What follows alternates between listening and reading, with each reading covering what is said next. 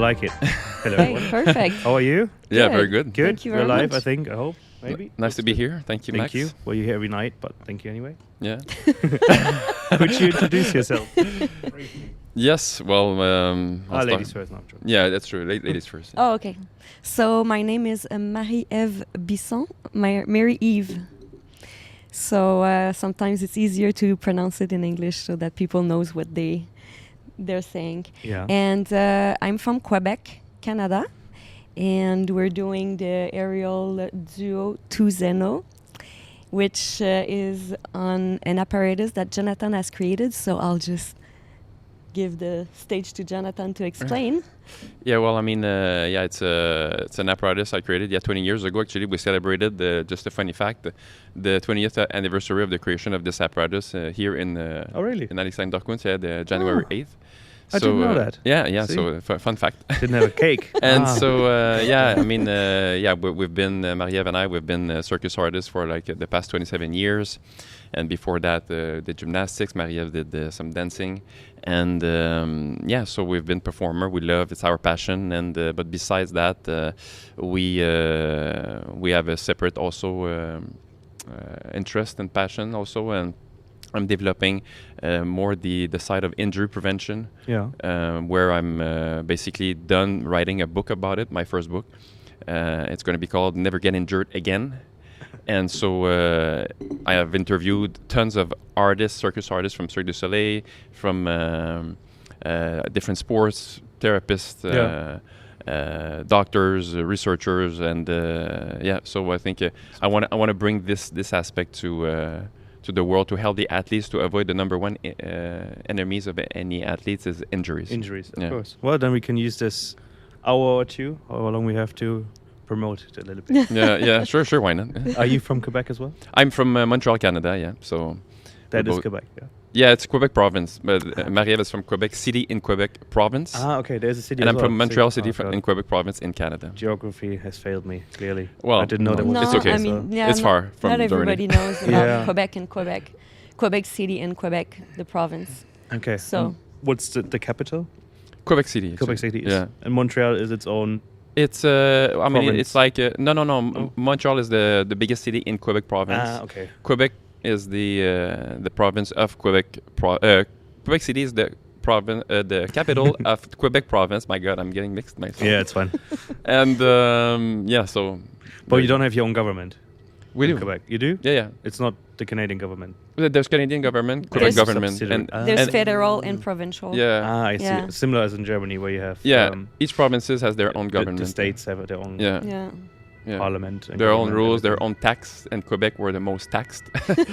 Wunderbar. We pay the sliding most. in this and there. Yeah. How much is the most? Do you know? 53%. 53. Yeah, Wow. more than half. Yeah. Fair enough. Yeah. Good for them. I Good think. for them. Yeah, I think in Germany you are either 47 or 49. Okay. 47. Oh, okay. I think. I talked to. We had the couple who built our tents. Yeah. Last night. We've worked with them for 14 years now, and Rick, who is the owner, he told me that they in Belgium have, I think, 57 or 58%. Oh yeah. Tax. Wow. Okay. Yeah. I Yeah. thought we were among the highest in the world, but Yeah. I think Belgium is in everything almost the highest. Wow. They have a company tax of, I think, over 35%. Okay. Okay. Thank you for Yeah. the tip. I'll never go and live there. Yeah. Maybe we'll never move there. It's nice, actually. Have you been to Belgium? I did. Yeah. Yeah, Yeah. I like it. Yeah, it's Yeah. beautiful. Yeah. It's very, very interesting landscape and people as well, because they have so many different cultures and languages. So they have, Of I think they course. have 3 governments, Oh. 3 or 4, and right now they don't have a overall government. So I think they're still finding a way to build one, because they have the French, they have the Flemish, they have Brussels, which is its own. kind Yeah. of Okay. thing. Okay. It's quite interesting. Yeah. Where, yeah, I think they said that they haven't had a government now, a functioning one in a year now, I think. Okay. Quite interesting. Hmm. Coming back to your act, you call it cross-set reel or Yeah. cross The reel? crossed wheel. Crossed. Yeah, for the obvious reason that it's like two rings Two crossed at 90 degrees from one another, like Yeah. the meridian and the equator of the Earth. Let's just put it this way. And so, like it's 2 meter wide. So we perform a duo, an aerial duo with it, and we're still the only one in the world performing that. And it's a very sensual act, very touching as well. And we created everything from the apparatus to the choreography and.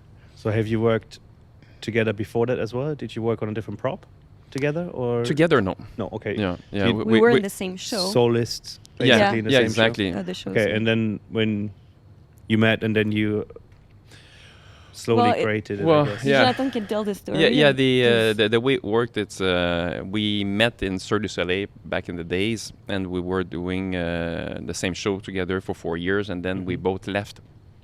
Marie-Eve left for a different show in Cirque du Soleil, and I went freelance. And I had nourished the idea of creating a new circus apparatus. It was in my mind already. And for 3 years, I was like, walking with my notepad, looking around every time, what can I create? Like, I mean, just structures that could inspire me. And 3 years later, January 8th, 2005, the idea came of this wheel, and I saw half the routine, the name that came with it, and I mean, that was it, And originally, it was a solo to be done on the ground. Ah, okay. Which I did. Yeah. But soon after, I said, okay, I wanna expand, and I wanna create more use of the same apparatus. And I said the next step would be to put it in the air, and this time I didn't want to do it alone. I wanted a duo. It was clear in my mind. And because Marie-Eve, we worked together in the past, and she is a fantastic artist on the aerial hoop, which I thought it was a fantastic base or to incorporate in this new apparatus. So I approached her. And we're in it together at that point because we're a couple, and but back then not. And so I approached her and I said, "Would you be interested in doing a brand new discipline, aerial discipline?" And without even telling her the identity of the apparatus, and she said yes right away. So we started to train, and then it took no time that we started to perform with it, and there was a success already with it. So it's me that approached her, and since then we've been partner. And then everything that followed. And then everything followed after that. Yes, exactly. Okay. That's a very nice story. Yeah. So you basically just added a hook on the top of the apparatus. Actually, to sounds simplified. It's simplified because the apparatus, honestly, there was no less than 14 prototypes, and every time it's thousands of dollars every time. And because I was stubborn and wanted to create the same apparatus on the floor than in the air, but they have two different physique, different pulls, technical forces, compress or pull, and in the air, you obviously it needs to be extra secure, but the weight suddenly you need more material. But on the ground, it's too heavy, and then but I was stubborn and tried, and but in the end, I made completely two different. They look the same to the audience, but in the end, it's not the same. Today you can see two different performances of the crossed wheel. Okay, but so you still do I still do. Yes. I think you told me actually. Yeah, it depends of like here in Alexander Kunz, we only do the. We need all. Yeah. I would knock all the tables around. So it's more for circuses or front stage. Yes, bigger space. Bigger. Exactly. Yeah, have you tried it yourself? By yourself? I've tried it with him. Yeah, that was together. really funny actually. Trying to hold on to him when he was spinning. Yeah. We had a good laugh because at some point I was in a position that he was in the wheel spinning and I was hanging from the behind the bar behind me. We have it on the video. It's actually very funny. And then at some point my feet couldn't touch anymore because the rotation was so big that I flipped under and then I slid. Literally slid meters away. But no impact, just a slide. And then I was like, okay, well that's different. Yeah. But we laughed a lot. But we usually laugh a lot together. Yeah, that's not a problem. No, that's not life's problem. funny. Actually, funny enough, when we were practicing to come here, we were, because this version of the act is a little different, because we have another version where it goes really high and then we have swings and throw the wheel around. Yeah. And this time we couldn't do that, obviously, because it's The lower. space is limited and lower, yeah. So we changed the music, we changed a little bit the concept of the act, a little bit more serious. On the other one, we smile at each other and we're like more maybe in love or, More flirty playful and as well, everything. yeah. This one is more a serious act. But like an insight from how we practice to come here, every day, every training that we were doing, we were laughing so much from the beginning to the end of the act, and then we were like, how are we gonna do this? Keep serious during the like, real shows. I think you keep the same look for the whole act. You like always like this. I can't reproduce it, but it's like you don't change your face once. Yeah. So it's like, because he's obviously completely different when we're talking. Yes, of Very course. bubbly, both of Yes. you, very, very loud Yes, and funny. yes. And it's like, I've wondered that, like, how did I do that? Because it's completely, not completely different, obviously. No, but You have quite a your bit, serious yeah. versions of Yeah. this. Yeah. Everyone does. Yeah. But yeah, it is different. Yeah. People that don't know us Yeah. would think we're really serious or Yeah, like exactly, yeah. really intense. intense, yeah. but like it's totally the Yeah, opposite. Yeah. So That's cool. Yeah. but we're happy because we got our grip, and then now Yeah. And now it we works don't really feel well. like laughing so much. Yeah. But there's sometimes when the audience, I don't know, there's some audiences sometimes like they will react in some ways during the act, or even at the beginning when the light comes on, and then they will talk or laugh between themselves, and then we have to stay really in it, like. Yeah, I get it. Yeah. Yeah. Like, this is Especially sometimes hard. we have sometimes, depending on the crowd, we have the moment, because we have obviously only female dancers. We have a lot of femininity and all that. And then I think Pasha's there before, but still, you're the first male figure who also is topless. And then you always like the there's some reactions. I think that's probably funny to you guys. Yeah. And then, like, some people like always like reacting towards that. Like, at one point, it was every show. We're like, wow, what's going on? Like, every show there was a laugh starts at the beginning of the act. Yeah. Well, tomorrow's ladies' night. Let's see what happens. Yeah, exactly. Yeah. Totally. That's gonna be interesting. Yeah, it's fun. Yeah, there's no smoke like in men's night. Yeah. That was that was probably difficult. Or did you feel it actually? Yeah. We I felt felt it, especially the smoke Well, up it there stays up was there worse. as well, Yeah. And you at some points you're quite up. You're up high. Yeah. Yeah, and it lingers. It makes good light, though. The light is amazing. The light was amazing. And that's true. Yeah. In the smoke. For Yes, light, texture. For light is the best show. Like, Yeah. we used to when we had a videographer, we used to get him in sometimes for just a men's night, because the lights look a lot better. It's a lot easier to film it, because sometimes if you film it on a video, even with our camera here, which is perfect for this, but when we film the show, it doesn't look right. Sometimes it's the lighting is off, the pictures is off, because it's not bright enough. Yeah. And then it's too much movement for the lens to capture it, because it needs to be open too long. Of course. So then it's the men's night is quite good. Oh wow. Okay. But it's obviously a lot of smoke. Yeah. And Yeah. I'm still surprised that we are able to do it. It was a nice concept, by the way. Like, I mean, even the barber at the front. Yeah. I thought it was like I think tomorrow we have original. Yeah, tomorrow we have a hairdresser as well for the ladies. Oh, We wow. Oh, have that's nice. Yeah. We have a perfumery here. We have Makeup artist. Makeup artists. We Ooh, have, nice. I think some. A dentist. No, not a dentist. flossing. I think some skincare stuff as well, and they have an after show. So there's a DJ where we'll dance here in the middle, like we do in the summer show. And I think that's about it. And they have some cocktails in front and things like that, and a stripper, I think. For real? Yeah. Oh, yeah. Oh yeah. Okay. Yeah. Okay. Yeah. Very nice. It Well, was- let's see, but Yeah. It was, I don't know if that's a word, but therefore, I don't know. Like, I guess you would understand what I mean is that you guys, dared to do a full, a night with full of gentlemen or women, like, because we were talking to each other about this and we're like, wow, that's not an idea that we would have, but it's working so well. it works well. Yeah, and we are the only ones to do it. I think, at least the only ones to do a Spiegel tent that do it. Dinner show, I'm not sure, but I'm quite in contact with most people who do dinner show, at least in Germany, so none of them do it.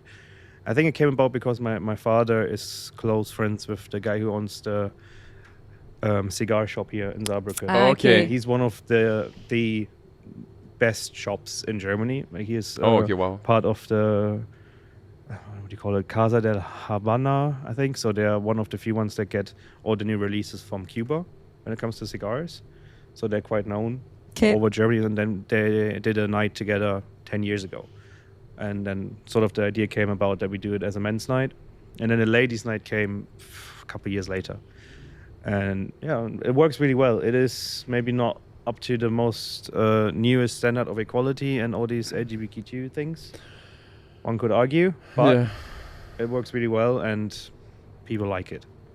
Well, it was a success, honestly, because it is. I mean, people stayed until very late at night. And I mean, well, with the men's night, it's what's interesting. It's almost like a business meeting, almost in a nice environment where there's not that many convents or summits in this area. There just isn't, and this is where a lot of people come together who maybe know or know of, and then they have conversations. It's an exchange of ideas and talks, and just some people do business as well, and that sort of works really well.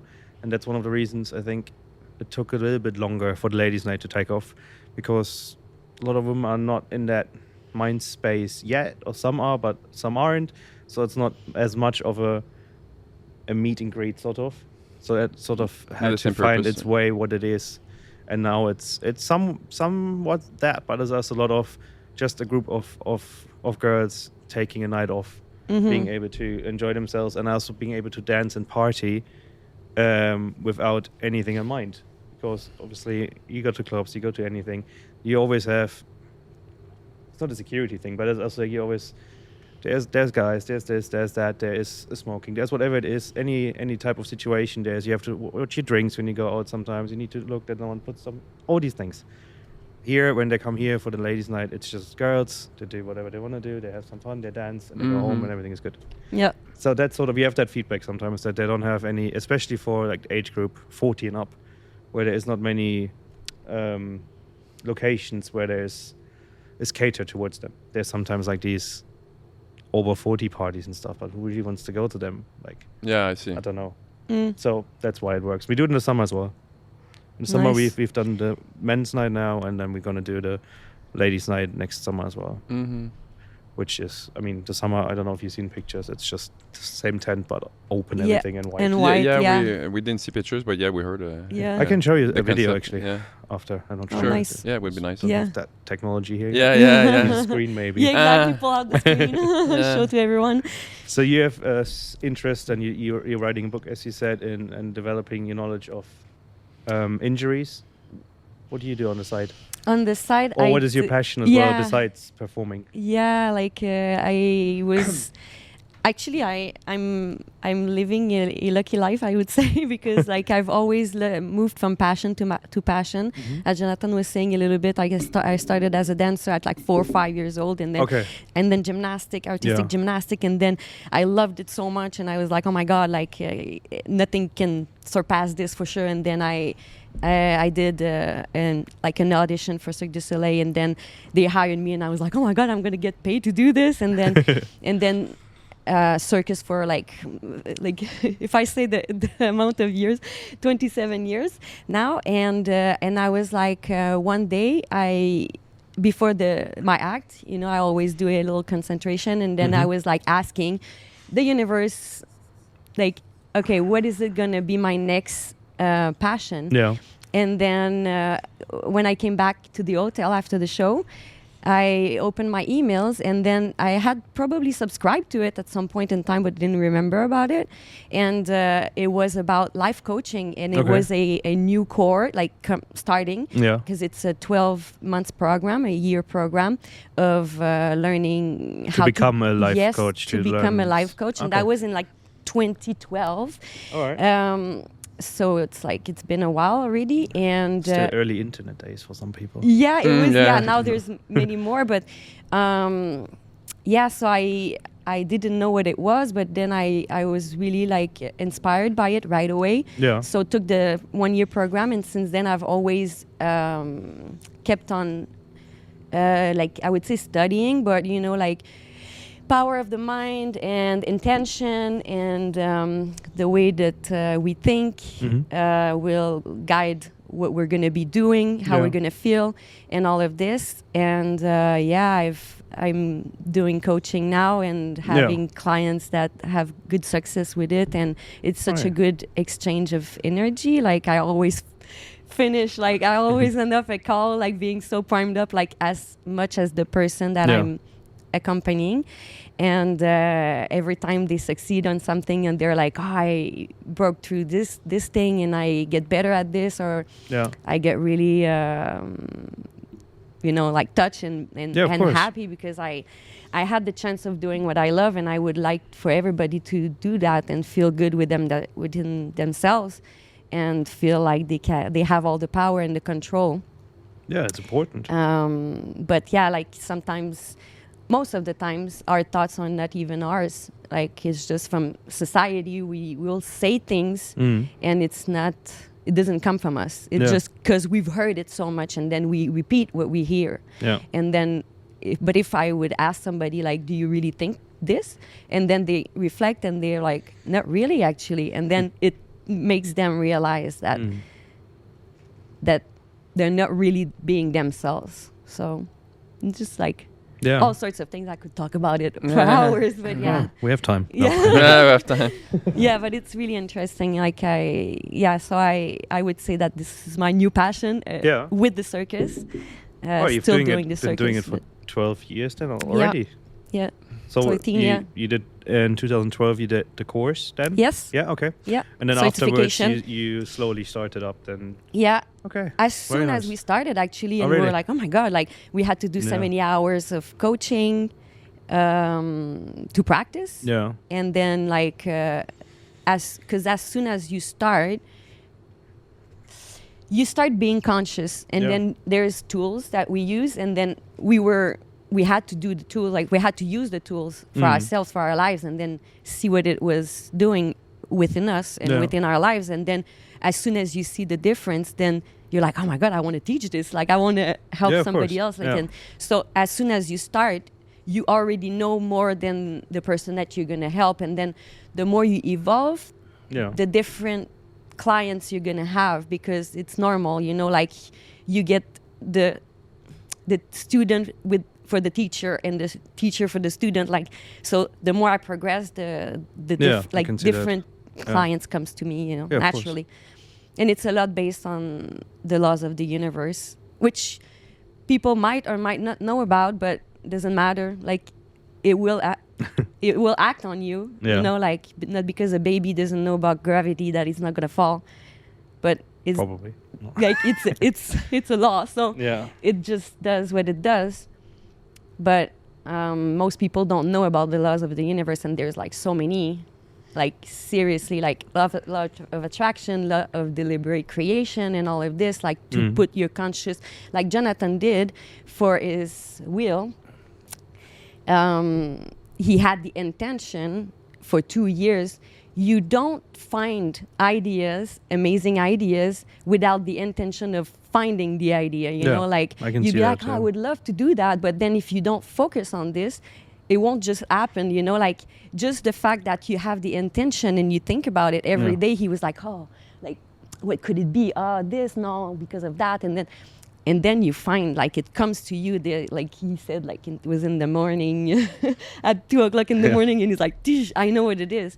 But it always starts by an intention. Is that the idea sort of, I think, I don't know if that's the right word in English, but affirmation? So you basically picture it in your mind, and you, whatever it is, I mean, it can be any idea or any thought, and then it sort of eventually finds you, sort of. Yeah. Is that what, yeah. Okay. It's all about frequencies, like. Yeah. Sometimes you're like, but I don't know what I want. But you will know how you want to feel. Yeah, okay. I can see that. So let's say I ask you how you want to feel in any given moment. I want to be joyful. I want to be in peace. I want to feel confident and all of this. And these are the emotions that you need to feel now.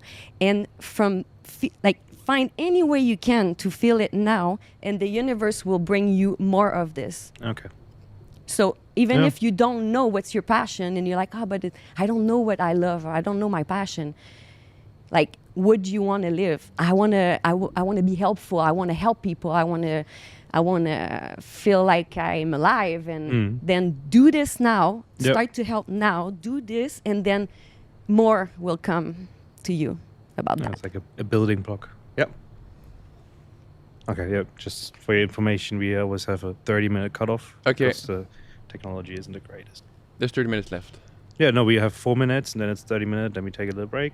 We Okay. recharge everything, and then we keep going. But so I don't want to interrupt you, which is very interesting, actually. If you... Okay, let's see this. You started 2012. Yep. And now we are 2025.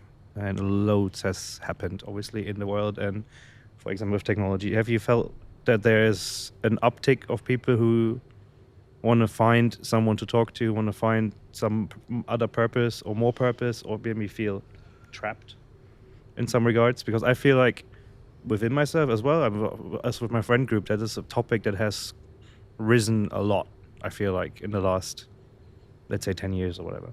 Is that something you feel like is the case? I think that people don't know.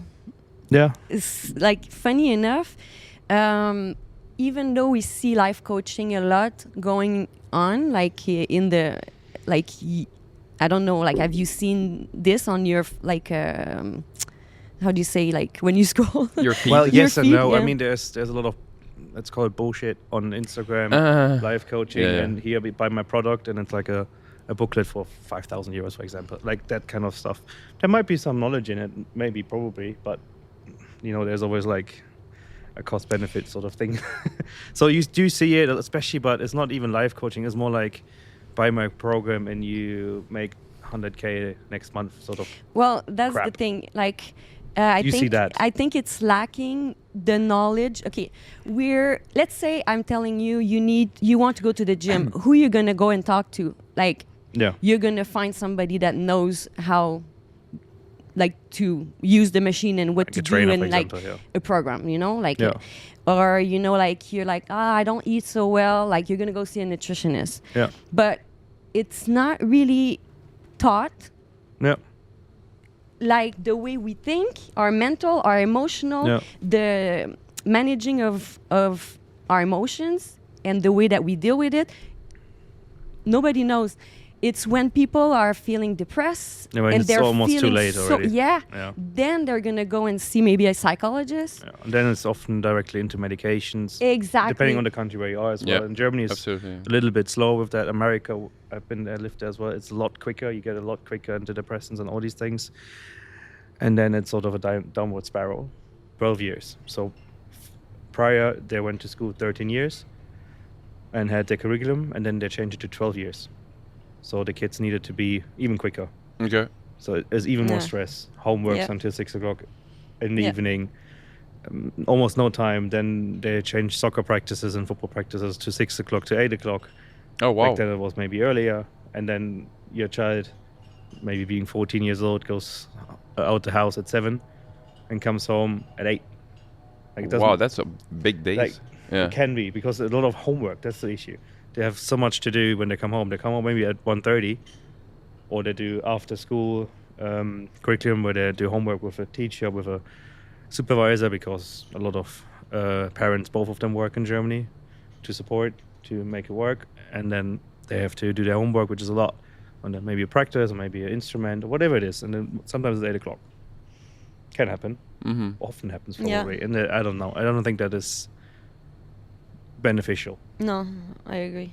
And there's no playfulness, there's no joy. Often there's a lot of stresses where you need to get your grades, you need to do this, otherwise this and that. And I don't know, because us having a son now, I mean, he's 2, but still, I started thinking about it again.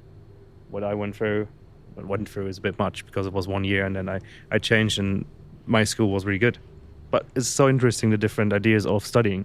The different approaches. You can sit down, read the book, and reproduce it the next day, or maybe it is, let's look at it, talk about it. What do you find interesting about it? This, okay, why is it interesting to you? Yeah. Or why is that an idea that you might find strange? And then you could ask, what is strange about it? And it's a different approach. Yeah. Yeah. Well, the system is made to make you a good employee. Let's face it. And That's it. You know, because they never changed it. It's not to build entrepreneurs. No. So if you want to become an entrepreneur, you need to go your own way because nobody's going to teach you that. As many of them have. Many of them, if you look at the people who sit beside Trump these days, or whoever it is, most of them started trickering around, fingling around with things in teenage years and doing things here on the exactly. side. Yeah. Projects here, projects there. Absolutely. To Maybe do even things, doing yeah. a lemonade stand, whatever it is. Yeah, exactly. I mean, I every time I heard a kid starting to work early, Yeah. somehow they ended up doing greater things than others. You know, like I mean, there's something could be a connection, about than waiting at 20-something years old to start to work because you studied, and it's fine. Certain profession, I wouldn't want a surgeon that didn't go to school. You know? Exactly. But there's certain profession that obviously requires the proper knowledge and education, of course. But a majority of it, it's all to become a good employee and to just sit and a bureaucrat and whatever. I mean, the best example is going to business school, unless you want to be an employee for a big company. But if you want to go to business school, maybe eventually start something off yourself. And then you've been in school for, maybe if you do a master's, until you're 26, 27, and you have not even seen anything. Yeah. Like, Yeah, you've exactly. seen your book, and you have seen Yeah. maybe a good professor and maybe all of these things. But you really just learn on the field when you you know? do it. Yeah, you learn. And on I've the been to field. business school, and I'm now part running our company, and most of the things I do is all things I've learned just by doing it. Yes. Of course. Yes. I mean, it's like I'm not often going to do an equation of some sort. Exactly. Or, you know. I mean, some tools you use, but nowadays with Excel, it's two types, and then it does it for you anyway.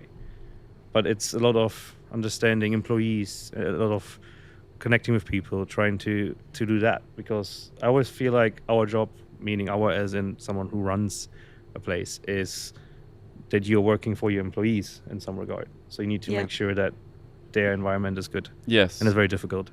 That's the hardest part of it.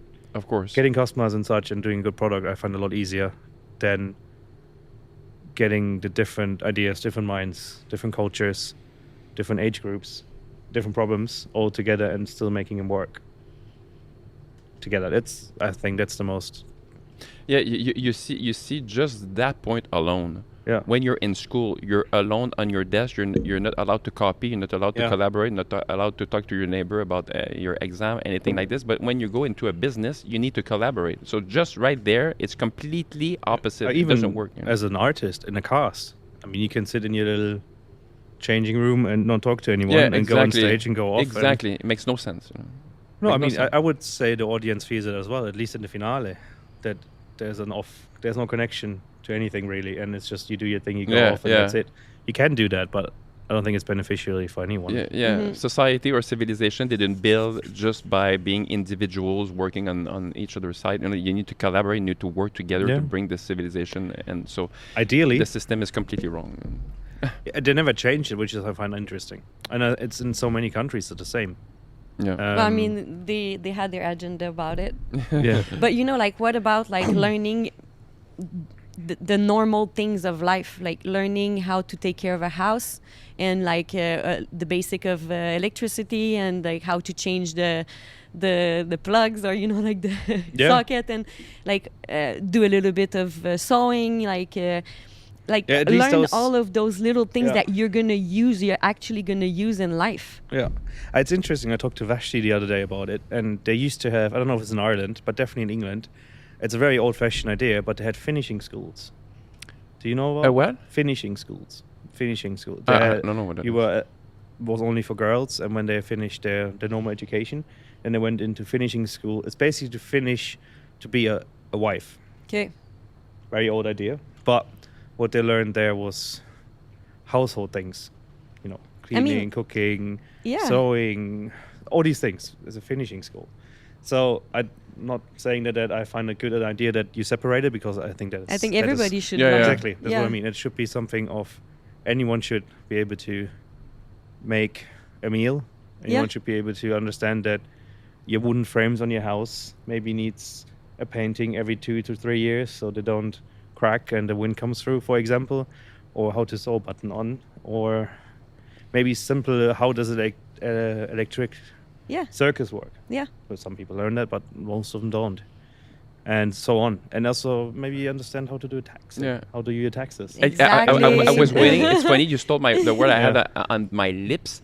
Like, I mean, we got this silent partner, right, called the government that is right there to steal right from the top of your salary. Yeah. And I mean, obviously they're strict because if you know them, There's a lot of them. Yeah. you can not pay as many tax, so the rich knows those tricks. But so we don't teach us this, obviously. So because you're going to pay the full 53% or 58 or whatever it is in in Belgium. the country. So, Yeah. so it's like it's to keep us with very little knowledge that would benefit us in the end and make us thrive. Like I mean, and not Make have us to depend. independent. Yeah, independent, exactly. Yeah. It's very, very interesting. Yeah. Yeah. And you learn a lot of skills or topics that are not necessarily beneficial. I mean, I understand the idea of... No, You're generous. You're right. You're right. Well, I Like understand zero that- beneficial. Well, I don't know. I think it's good to be able to... To calculate. Yeah, or to discuss, let's say, the ideas of the French Revolution, which is one of the main topics in German history class. So we have many revolutions in the European history, but French Revolution is one of the anchor points that are in German history class. Okay. It's very interesting, and I think it's of importance that you're able to talk about it. But also, they do every other history point. They're starting with the Greek all the way up until modern society. And there's a certain point where I think, okay, that is very much specific knowledge that I don't know necessarily if it is of importance, but maybe something else could be plugged in there that we might benefit from as well. And that you can take any topic. It could I be think, yeah, I physics, think it can be biology, whatever it is. There's many things. Also, complicated algebra and calculus is... Too specialized, like I mean. It is very specialized, and it's very much that on everyday use, you use your simple mathematics, in German you say Dreisatz, I don't know what it is in English, and maybe algebra to a minimum extent, some trigonomics, but complex curve analysis, Yeah. I mean, I don't know. Yeah. But you do, obviously, when you go into specialized disciplines, like you become a mathematician or you work as an engineer for a company, and you have to understand your models that you put on. And for those, I understand it, but that's not everyone. And there, I think it should be more individual education. Yeah. For Which is when not, you Yeah, it's have not, we were yeah. talking about interest earlier about like the languages and all of this, like thankfully we're not all the same and don't want to learn all the same thing and be all the same thing, and like there's people that are going to be really good at history or geography and really enjoy it, and then they're going to be really nice talk, like they're going to have an easiness talking about this, and then other people with other subject. And so like to be able to okay, let's say this exists, but then when you're like, oh, I love this, why wouldn't you let the kid or the person or the teenager go for what they really love? Yeah, exactly. Like seriously, like okay, like it was good for me to go to school just because like socially and all of this, but do I really use any of this right now? Like I was like, as soon as the class was over, I was climbing the trees and like dancing and running around and all of this. It was more something that I needed, is to move my body and be creative with it. And not a surprise that I ended up doing circus. But like, let's say if my parents would have thought it was a problem, they would have give me medication to calm this down and totally turn my creativity off. Yeah. And then be like, oh, that's a problem, she cannot sit at school and listen. Yeah. I mean, like I don't think I missed my life right now. Actually, I really am lucky to do my passion, but thankfully my parents didn't put me on medication because I was moving too much, So I think it's also a different generation. I think that, I don't know, but back then I think it's about the parents, honestly. It is, but also I think it's also an easy way out. That's why it's about the parents as well. If you have a hard time with your son or your daughter because they cannot move, they can't concentrate, they would need to move, then they cannot concentrate. It's not necessarily that someone does something wrong, but they feel like that, and then okay, there's the easy solution of take. But that's this, it. which is not a solution. Yes, No, yeah, I understand. Like what they did is that they're gonna put me into dance. They put me into dance. They put me into natation. Swimming. Sorry, I wanted to put the French word in English, but What's the French word? Natation. Okay. Swimming. I did baseball. I did there was Baseball. nothing that. Like all day long, I was moving. They're like, she's gonna be so tired that she's gonna sleep and be able to sit quiet. And at the end of the evening, I was my legs up in middle of the living room where they couldn't see the TV, and there was never enough. Yeah. But like that's what they tried to do to, like I get it. work with it. Work with this energy that I had. Yeah. Now I can stay sit. Somewhat. Yeah, somewhat. Yeah. Like, Yeah. But I have the same thing. Like, I have one sister, Annalena, and she's completely different to me. She always loved going to school. She loved studying, and she's very much a big interest in history. So now she's studying university to become a teacher for history and philosophy. And she always loved it. And I always just want to get out of school, be in our business, be behind the bar, be in the kitchen, do all these things. I always wanted to do that, go on the events and start something here. I did, I think, 2 small non-existing startups when I was younger and all these things. I always loved that stuff. But in school, I was not bad in school, but I never studied. I never did, because it was just, my mind always wandered towards the business side of it, ever since. And so we're completely different. Thankfully, in the school we went to, my sister went to the same school, there was more of a openness to it. So they gave people with different ideas freedom as well to do other things, to do internships and stuff. I think we have 6 internships built into the years that you go there, which I found very interesting, because I went to different companies, different things, saw different ideas, where I think in the public school they have 3 weeks in the whole 12 years they attend school. And then you finish and it's like, okay, now you go studying. It's like, I don't know what to go to university for, which is an issue I think every young person has, at least in Germany, or maybe in so many developed countries, where they don't have any idea what to do now. And then they do a gap year. Maybe they start enlisting in university in some topic because they could get in, and then go from there. And sometimes 2-3 years pass by, and then they don't know they still didn't know what they were doing. And because there wasn't an emphasis on maybe finding a passion, finding an interest. And a lot of people go into what their parents did. Doctors is a great example. I have a couple of friends, their families have been doctors or are doctors, and then they felt like they needed to be doctors too. Same with me. I want to talk about, you feel like you need to do this. I was like, no, I want to do this. There's a difference. I always wanted to do it. And my parents always told me, you're actually good at school, maybe go to university, do something else. It's like, actually, no, I want to do this. Yeah. We sort of found a middle ground where I went still to university, did a business degree. But still, I always wanted to do it. So and my sister never wanted to do it. She was like, I don't want to. Yeah. But you have to work a little bit. I don't want to. It's like, so it's completely different. And that's the same topic. If you feel like forced into an idea that isn't yours, I think that's a recipe for disaster. I wonder if it's to find your passion or to find it back. Yeah, probably.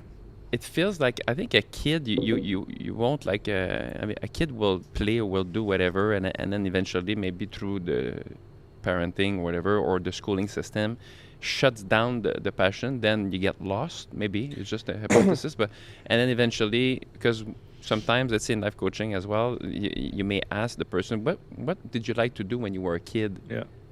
And then you remember this, and it's true. I enjoy doing this and that, but we shut it down, I think. Because I think we all are passionate about something, or we like to do something naturally, but it's we're being unplugged from this, and then suddenly we go, I don't know what I like, because it's definitely we've been forced to do studying or whatever. It's definitely for disciplines that are not leading towards a degree of some sort. Mm-hmm. If Exactly. you're good in school, and you're good in German, a lot of friends and people went to school with me that were good in German. Some of them went into becoming a lawyer, for example, because they like working with language, for example, and law has a lot to do with that. But if you have lots of emphasis on arts, for example, or you're very creative, or you move a lot, and that's sort of disciplines that traditionally someone doesn't really connect with a good and stable living because it's a different idea of life. Of course. Yeah. And then I think you forced into a feeling that might be not. It's a hobby. Yeah. But maybe not a life. Yeah. And then. But ultimately, like when they say, like, I will bring this up, but like the crisis of the 40s and everything, like it's not the crisis of the 40s. It's like to have been forbidding yourself to be who you truly are. Yeah. And then now you're like, oh my God, like I'm so beside my track or beside my life or what I would really want to do.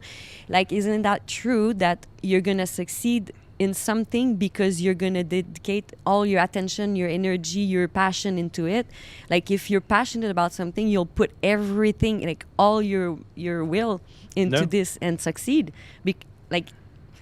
So I'm thinking either you spend so many hours of your day and your energy to do something because it's going to give you money and then you're feeling miserable and it's like literally removing all your life force. Yeah. Or you're going to do something that you're passionate about, and even if you don't make as much money, you'll be happily living your life, being at peace and being satisfied and having self-esteem and confidence and all of this.